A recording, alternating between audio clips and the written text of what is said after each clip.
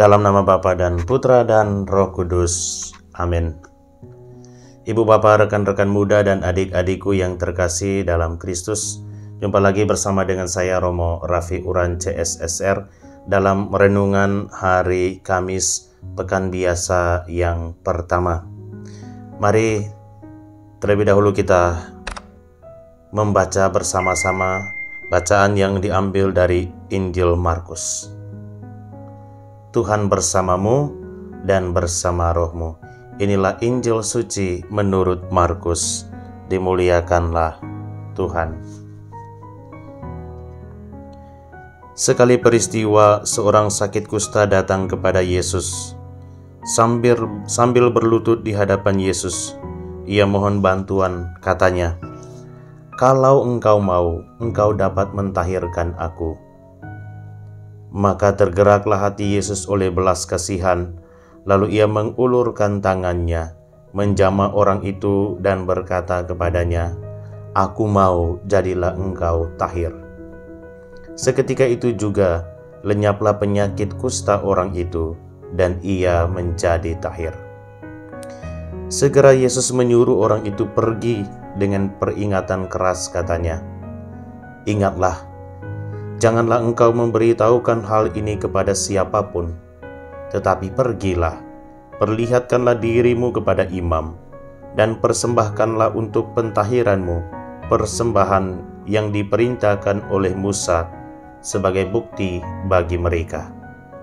Tetapi orang itu pergi, memberitakan peristiwa itu, dan menyebarkannya kemana-mana, sehingga Yesus tidak dapat lagi terang-terangan masuk ke dalam kota. Yesus tinggal di luar kota di tempat-tempat yang sepi, namun orang terus juga datang kepadanya dari segala penjuru. Demikianlah sabda Tuhan, terpujilah Kristus. Ibu bapak, rekan-rekan muda dan adik-adikku yang terkasih dalam Kristus, hidup kita manusia selalu diwarnai dengan keberhasilan maupun kegagalan, sukacita maupun duka cita.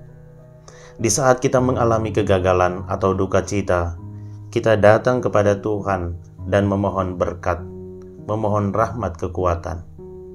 Di saat kita mengalami keberhasilan dan sukacita, kita juga datang kepada Tuhan untuk mengucap syukur.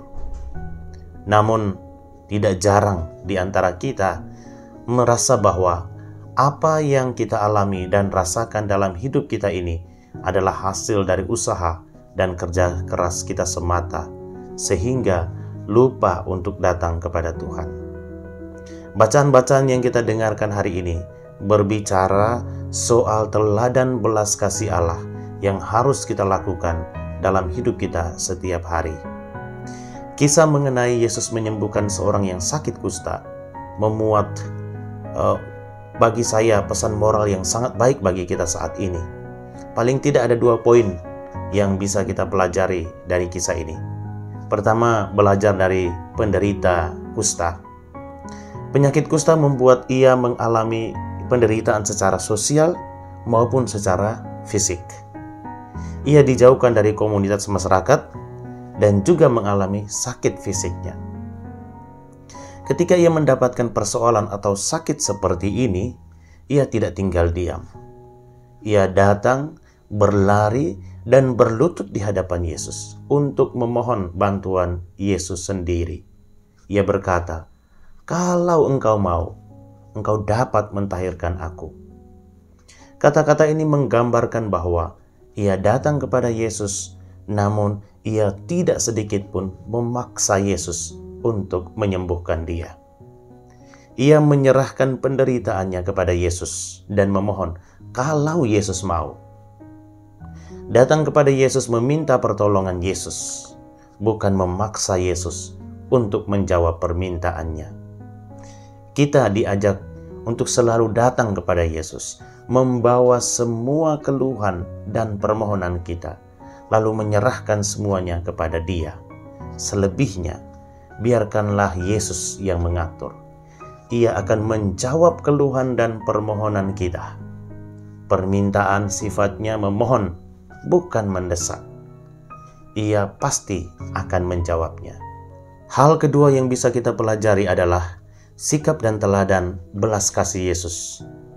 Ketika seseorang yang membutuhkan pertolongan datang kepadanya, ia tergerak untuk memberikan pertolongan. Ia mengulurkan tangannya, menjamah orang itu, dan berkata, "Aku mau, jadilah engkau tahir."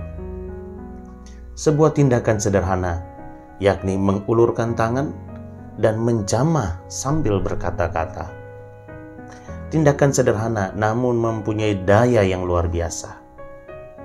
Kita pun dalam hidup kita pasti sering didatangi, dimintai pertolongan.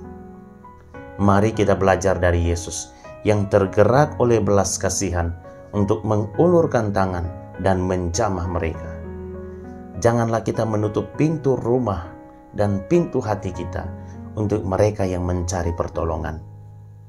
Mendengarkan mereka, memeluk mereka, merangkul mereka.